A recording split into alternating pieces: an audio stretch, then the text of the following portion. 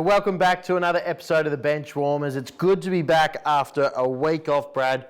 I was away last week in Brisbane after round 12. We had the country champs this week, so we thought it was a great opportunity to have the week off. We can get back in, we can talk about country champs, we can talk about round 12, have a look at round 13. It's good to be back with you. How's your week been? Great to be back, Chook. Bloody good week, mate. But been hanging out for this to talk some footy and talk shop with you. And the country champs, like you said, was last week. Some very professional scheduling from you to book your annual leave in that week as well. Well done. The Central Zone, they made the grand final as they do. They always around the mark. Just went down in that again, unfortunately. Team of the year for Barossa, Light and Gawler representatives, Steve Burton, Pat White, Jack Carpenter, Shay Linky and Nick Gregurk. Some of our favourites on the show. Some good names there, some names that we're very happy with on this show. So well done to those boys. Paddy White, I don't know what number that making the team that is, but I reckon it's 3 or 4 at the very least. So well done to Pat Dog, and good to see. Unfortunately, we just can't keep coming up short in the grannies, but Central Zone over the last few years has been very consistent in making it. So well done to everyone that played. It's always a great weekend. We've been down there for one, Brad, down at Victor as well, I must say. So it is a great weekend. So we look forward to what's to come and those players coming back into our competition as well. We've got to thank the Exchange Hotel, our major sponsor of the show. We're going to thank all of our sponsors over the break, and when we come back, we're going to have a look at round 12.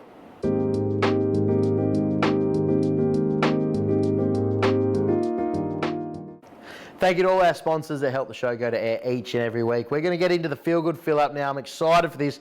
Missed it last week. Sponsored by Rejuvenate Sports and Remedial Therapy, Brad. Braddy Banks and the team down there doing good work. Talk to us about the Feel Good Fill Up this week. Matt, as they say, it's coming home. It's coming home. Unfortunately, Gareth Bale and the boys couldn't get it done for England in the Euros, but it is coming home. 2 of the world's most endangered parrots have been united together at the Twycross Zoo in Leicester, England. So we've had some success in England this week, Chook. The pair of red-fronted macaws are 2 of the remaining only 300 of their species in the world, if you don't mind, which obviously have been labelled critically endangered on the registry. Bird curator Rhys McKee said it was a monumentous moment for the species and the zoo to take these 2 birds on, and that they're currently trying to make them a match made in heaven and get the job done, as they say, Chook. Bit of coitus. Yes. We'll see how they go, and we'll follow that closely, how that's all going as well. But I'm not big, I don't know much about the environment and species and all the rest of it, Chook, but you never like to see anything become fully extinct. And the boys down there in Leicester in England, they're getting on the front foot with the red-fronted macaws. So don't worry about the Euros. It's coming home, Chook, and I think they're going to get the job done. Yeah, we've had some bizarre feel-good fill-ups on here, but what's it called? The red-tailed... The red-fronted macaws. The red-fronted macaws. Yeah, they're a beautiful bird. We'll roll a picture as well. I'm sure producer Is that they got Jacob. a red front on them? They're beautiful. You can watch the show back. So you don't know? They're beautiful. They've got lots of colours. They're coloured all over the top. But I imagine there's some red on the front. Yes. No, well done, Brad. And we've gone far and wide for the Feel Good Fill Up this year. We might bring it back next week. We might come. It'll be good to see if we can find out if they have been able to knock boots or that yet. Yes, knock boots, as they say. And the Olympics are coming up soon, Chook, so we might get back on track there. I'm looking forward to the Olympics. Yes, I'm very excited what is happening there. But there you have it. 2 of the most endangered parrots in the world have come home. So well done. Thank you to Rejuvenate Sports and Remedial Therapy. They never thought they'd have their name tied to a couple of endangered parrots. So we're going to have a quick break, thank our sponsors again, and come back and look at round 12 of the Barossa.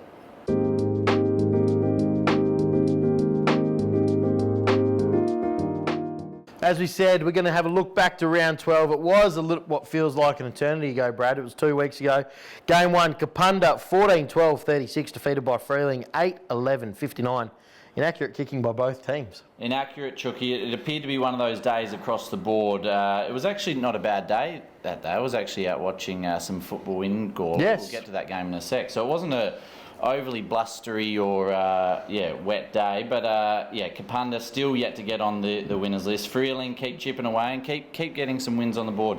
Best on ground for Kapunda was Trelagan with just the single goal kickers, and for Freeling it was Aussie Poulton best on ground and Koshel with 4 goals. He kicked straight. Always love to see my boy Aussie Poulton in there as well. And Kapunda really giving Gawler Centrals a run for their money about who's the worst team in this competition at the moment. Yes, they'll be working hard though, Chucky, and they did in the first half, with all due respect. They 25 to 15 at half time, so they did come out waving the flag, but yeah, Freeling flying the flag, I should say.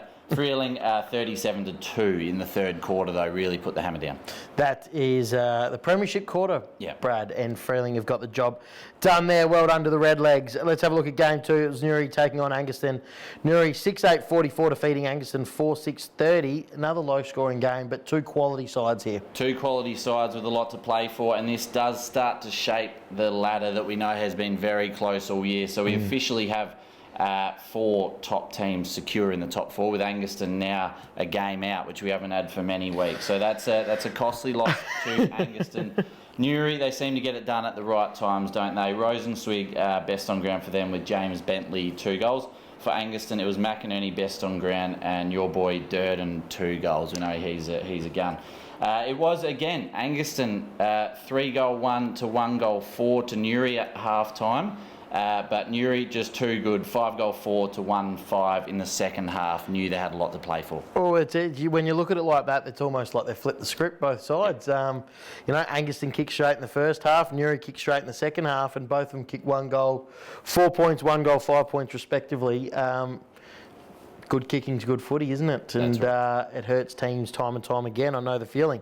So well done to Newry. We know that they're a quality opposition, but the Panthers are still coming, Brad, and don't rule them out for finals.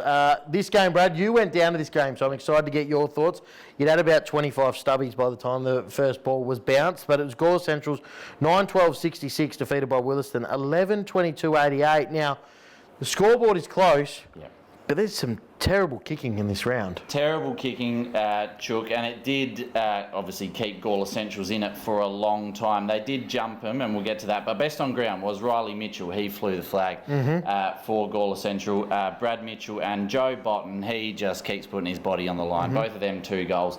Botsy actually playing out of the goal square as full forward, stay at home. I like it. Had a little spit into the ruck, but he's just a soldier, isn't he?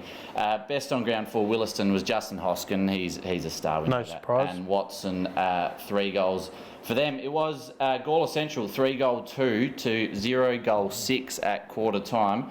They couldn't believe their eyes. Sponsors Day down there. They were just hoping for a competitive fight. And Gawler Central had control of this at half-time. They were still 13 points up. Wayward kicking from Williston early did keep them in it. And then it was the wayward kicking from Gawler Central, 1-goal 7 in the third quarter. They almost could have sealed it. And Williston were just too classy. Williston, they stood up when they needed to, obviously in the second half, but they're still trying to search for avenues to goal, with Lehman obviously out for the season. They're still trying to work out where those goals come from. Yeah, and it's a big thing. You're asking to replace the league's leading goal kicker at the time. So there's big question marks on how they're going to readjust that forward line down there. But Sponsors Day, how was it? It was good, mate. They put on a good show down there. Gawler Central up in the Nixon Centre, a beautiful feed, and as you said, a few complimentary beverages. But it was the show on the field that was a great show from both teams. You took the whole team, really got your money's worth on the day as well? Yes. Good to see. And well done. They always look after their sponsors well down at Tigerland. So if there's a team in the Barossa you do want to sponsor, jump on board. Let's have a look at the last game. It's Tanunda 9-12-66 defeating Barossa 5-4-34. Pies just did what they needed to do, Brad. They did, Matt. They, seems to be an ugly day across the Barossa. Yeah, low scoring. It was a really breezy day. Yeah. It was a really windy day. Not too much rain. There was no rain. There was no rain, but it was very windy. Yeah. We definitely had challenges where we were as well with the breeze. So looks like that's what's affected the kicking this week. So. The Pies, strength to strength though. Yes, Chook. And still with Linky out for that game, as we know, but he showed up for the country champs made team of the year. So we know he's a good player. He's going to miss out on the Schluter medal because he keeps chopping in and out at the minute. But I'm sure he'll be there for the pointy end of the season. Best on ground was, you can't underestimate this bloke, Louis Callum. He's a star, and he would be a star at league level still at the minute. Griffiths 3 goals there, and for Barossa, best on ground was Pringle, and just the single goal kickers there. And one name that did pop up in the best players. You're very excited when you found this. Yes, Trent Gers, second best. So the best, like Louis Callum is coming this year. But he is still a local at Tanunda, Yes, so I can't say best local player, but best player that's been there for a good 10 years straight. Trent Gers, second best on ground. He's just a star. But it was Tanunda all day, Chucky. 6 goals, 6 to 2-2 at half time. They controlled the game from the get-go, these ones. Yeah, I like the theme you've gone with there tonight, breaking down the quarter-by-quarter scores as well. Tends to tell the tale on how these games go, which is good to see. And well done to Guernsey. He is a veteran and a stalwart of the Tanunda Footy Club as well. There's round 12 action. We're looking forward to talking round 13, and we're going to do that right after the break.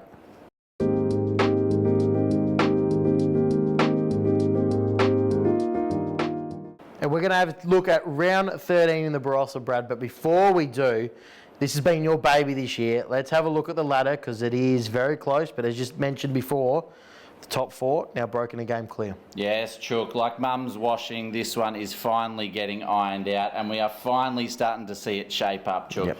We have Tanunda on 9 wins, clear top for the first time in a long time.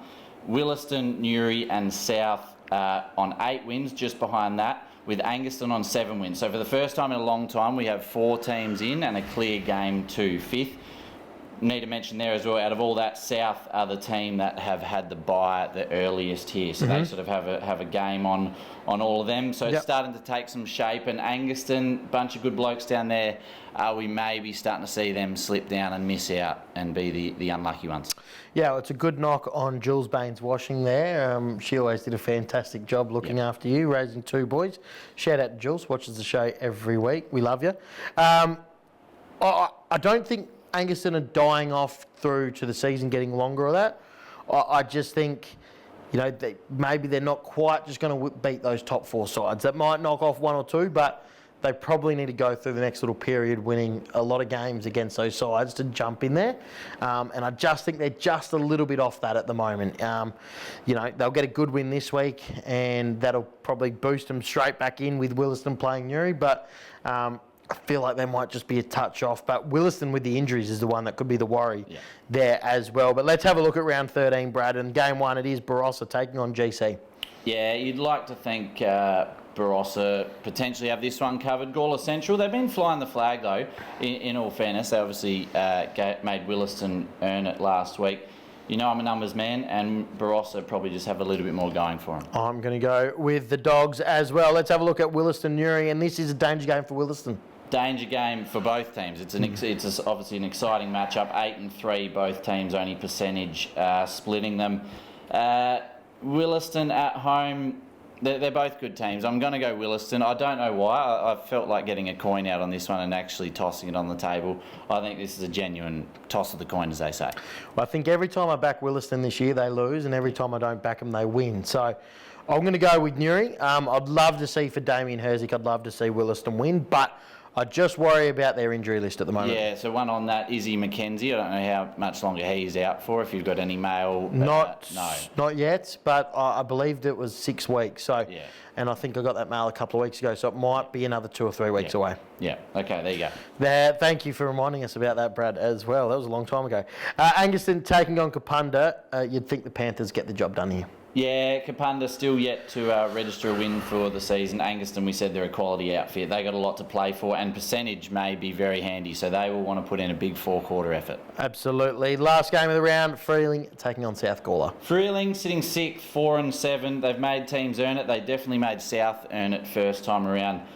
Do have a little bit of mail. I don't know if he is in this week, but mail that he is in the country, Flynn Pisani. So that is a lovely little Lamborghini you like to roll out if you can. But he may have to go through some training protocols and build up for a month or so, do you think, Chook? But you'd like to see him roll out potentially this week. I think a player of that calibre, if he's back and available, he's in. So Yeah, doesn't have to earn his way back in. he's not in the bottom 6. He's in the top 15. So he can come straight back into the side. That's just how it works. South on that. Yep, yeah. I'm and with Flynn will probably just help the case. I think so too. I'm going with the Lions there. Some big games, some crucial games in terms of that ladder, Brad. And I think what we will see is we'll see some movement inside that top 4 this week. Definitely. I think it'll be an exciting 6 weeks, and we could see movement for the next 6 weeks. Who knows? Absolutely. Hope so for the show's sake. If you get out to some local footy on the weekend, thank you for tuning in. Thank you to our sponsors and the major sponsor, the Exchange Hotel, where we film from every week. We hope to see you all next week. Until then, enjoy.